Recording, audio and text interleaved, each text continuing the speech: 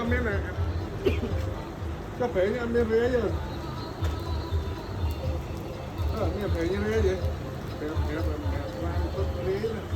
này rế mới tinh giảm đi không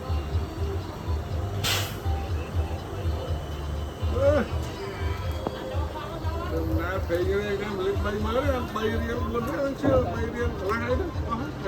phê sấn đó đó là vậy tên cái này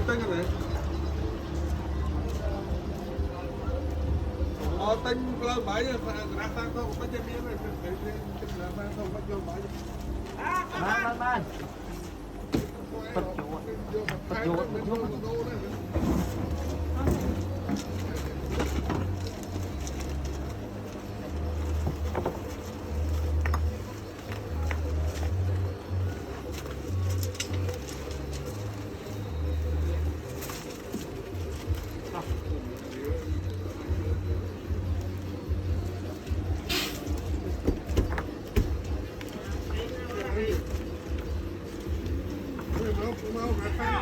lâu bãi ra miếng đâu là sang không bãi chứ tay nhớ bay kèm đi đó